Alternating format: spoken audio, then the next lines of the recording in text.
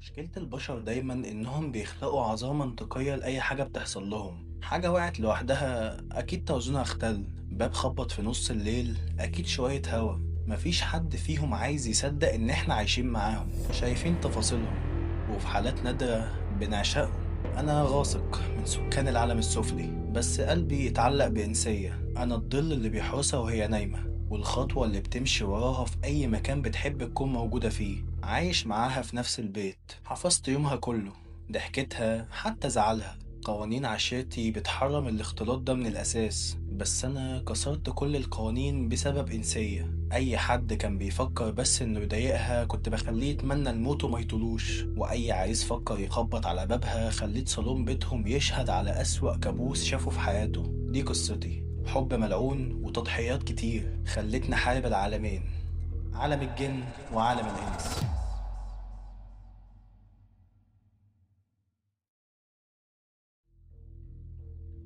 العالم بتاعنا مش فوضى زي ما البشر متخيلين. احنا عندنا محاكم وقضاة وقوانين، بس لو القوانين دي اتكسرت عقوبتها تخلي أكبر خدام الجن يتمنى الموت. في العالم السفلي العهد القديم بيحكمنا بثلاث قوانين. القانون الأول حجاب الرؤية، إياك إنك تتجسد لإنسي أو تخليه حتى يلمح طيفك، واللي يكسر الحجاب عقوبته الموت. القانون التاني المسار المحتوم، ممنوع تتدخل خالص في الأقدار بتاعة البشر، لا تمنع الجواز ولا تأجل الموت ولا تغير رزق حد. أما القانون التالت وهو من الكبائر عندنا، تحريم العشق، إن جن من نار يتفتن ويعشق واحدة من طين، والعكس صحيح. دي خيانة للقبيلة بتاعتك، بتخلي دمك مهدور لكل طوائف الجن. أنا اسمي غاسق، جني من عشيرة عريقة جدا، والمفروض إني من حراس العهد. بس كل القوانين والتهديدات دي ما كانتش شاغلة بالي خالص من يوم ما عيني وقعت على نور.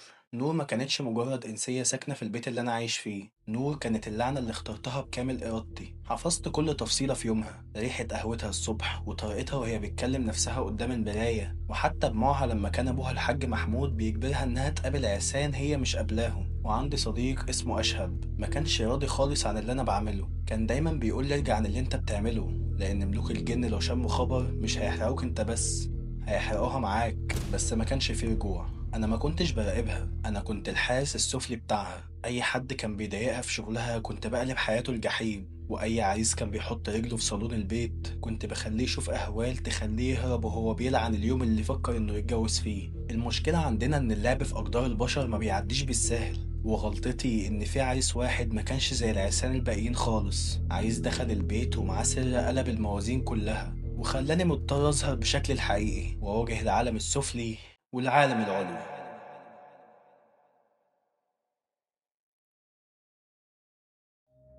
ازيكم يا عيلة ميجو، عاملين ايه؟ وحشتوني قوي. انا عارف ان انا اتاخرت عليكم اليومين اللي فاتوا، بس زي ما انتم شايفين اكيد ملاحظين ان في فرق في الجودة عن الفيديوهات اللي فاتت خالص، وده لاني ظبطت المكان شوية وجبت تليفون جديد. ومن الايام اللي جاية ان شاء الله مش هيبقى في تأخير عن الفيديوهات تاني خالص، هيبقى في فيديو كل اسبوع من التصويت اللي انتوا هتختاروه. هنزل عندي على المنتدى انتوا عايزين قصة ولا معلومات ولا عايزين حاجة تانية. التصويت هيبقى لكم انتوا، انا مش هعمل فيديو من دماغي. قبل ما نبدأ بس عايزك تعمل الطقوس اللي احنا متعودين نعملها كل فيديو، وهي انك تطفي النور اللي موجود حواليك كله وتعمل كوباية القهوة وتحط الهاند فري. بس مش يلا بينا، انت هتنزل تشترك في القناة الأول وتفعل زر الجرس يوصل لك كل جديد. وعايزك برضو تعمل لايك، لأن اللايك بيساعد الفيديو انه ينتشر جامد جدا وده هيفيدني. فاللايك مش هيخسرك حاجة، انزل اعمل لايك واطلع اتفرج على الفيديو واستمتع بيه. ودلوقتي اقدر اقول يلا بينا. الحاج محمود كان طاير من الفرحة لأن في عريس جاي لنور النهاردة اسمه أحمد. أحمد كان مهندس وغني وشايف نفسه حبتين، قاعد في الصالون حاطط رجل على رجل ومستني نور.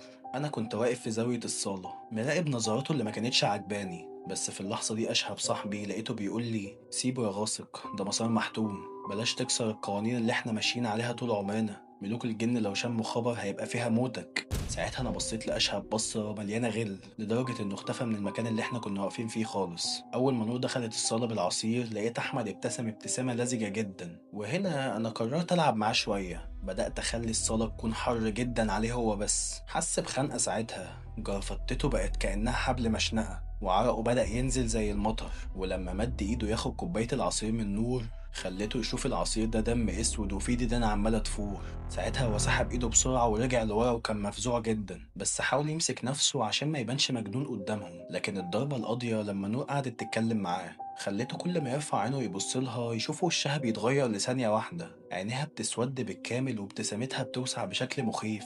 أحمد ساعتها ما كانش مستحمل المنظر وكان خايف جدا، لدرجة إن الكوباية بتاعة العصير وقعت منه على الأرض وطلع يجري على السلم وهو بيصرخ زي المجانين. والحاج محمود كان واقف مذهول ونور واقفة مش فاهمة أي حاجة. الموال ده حصل كتير، عريس ورا التاني كل يوم بيهربوا، والناس بدأ يتنقل بينها الكلام إن الحاج محمود بيته مسكون وبنته نور كمان معمول لها عمل، لحد ما جه اليوم الملعون، يوم ما الباب خبط ودخل حاتم. حاتم ما كانش زي أي شخص بيجي لنور، ما كانش متوتر وما كانش حتى بيبص النور بشغف. حاتم أول ما دخل الصالة بص في الزاوية اللي أنا كنت واقف فيها وابتسم ابتسامة غريبة. معقولة؟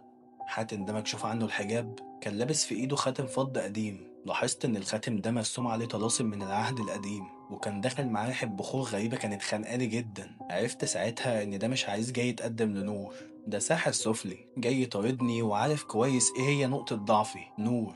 حاتم قعد قدام الحاج محمود بكل هدوء، كان بيتكلم معاه في تفاصيل الشغل والمهر واللازم منه يعني، بس عينيه كانت متثبتة عليا أنا في الزاوية اللي أنا واقف فيها. حاولت إن أنا أعمل معاه نفس اللعبة اللي عملتها وطفشت بيها العرسان اللي قبله، بس حاتم بكل برود لف الخاتم القديم اللي كان في صباعه لفة غريبة جدا، وفجأة حسيت بلسعة نار بتاكل في جسمي. ولقيت ساعتها أشهب ظهر جنبي وبيقول لي ده مش ساحر عادي يا غاسق، ده من كهنة العهد الأسود، دول بيصطادوا المتمردين مننا عشان يسخروهم. اهرب بسرعة قبل ما يقطع عويصة الربط وتبقى خاتم في ايده. بس أنا ههرب وأسيب نور؟ مستحيل. بدأت ساعتها إن أنا أتشكل على شكل الحقيقي، عيني احمرت وكشفت عن أنيابي وكنت ههجم عليه وأقسمه نصين، حتى لو ده كان هيكسر قوانين عالم الجن ويخلي نور وأبوها يشوفوني واللعنة تنزل عليا. لكن حاتم كان أذكى وأخبث من كده، وهو بيبتسم لنور وبياخد منها فنجان القهوة تمتم بكلام غريب أنا ما كنتش سامعه. من غير ما حتى شفايفه تتحرك بصيت لنور لقيت الفنجان وقع من إيديها بشكل غريب ومسكت راسها كأن كان في مسامير بتتدق في جمجمتها. الحاج محمود ساعتها اتفزع وقام وقف. بسم الله الرحمن الرحيم.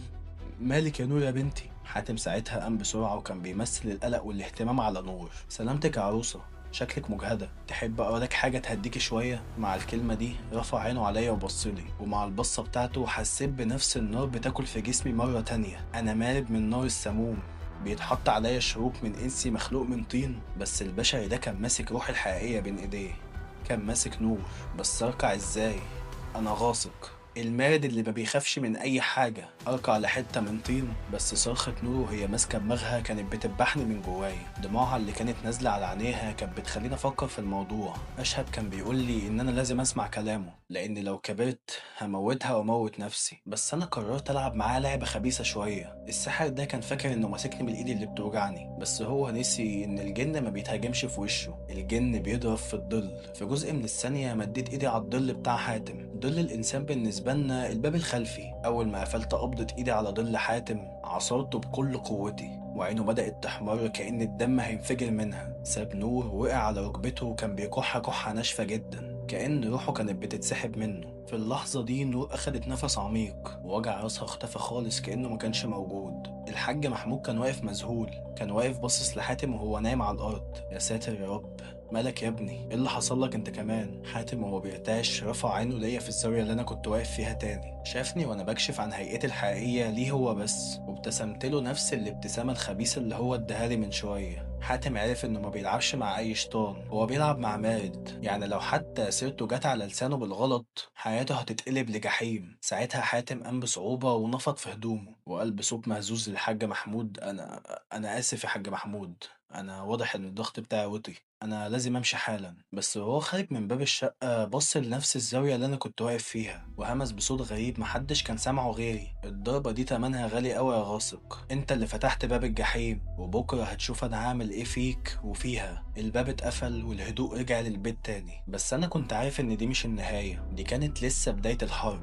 المشكلة الأكبر ما كانتش حاتم، المشكلة كانت في نور. نور لأول مرة من أول ما سكنت في البيت رفعت عينها وبصت للزاوية الضلمة اللي أنا كنت واقف فيها وكأنها حست بيا. أنا آسف بس إحنا هنوقف هنا، لو عايزين جزء تاني من القصة دي انزلوا اشتركوا في القناة واعملوا لايك للفيديو ده واكتبوا لي في التعليقات عايزين الجزء التاني، ولو القصة عجبتكم برضه اكتبوا رأيكم فيها في التعليقات وتتوقعوا ايه اللي هيحصل في القصة في الأجزاء اللي جاية. بس دي كانت نهاية فيديو النهاردة، أتمنى إنه يكون عجبكم واستنوا الفيديو الجديد قريب بإذن الله. سلام.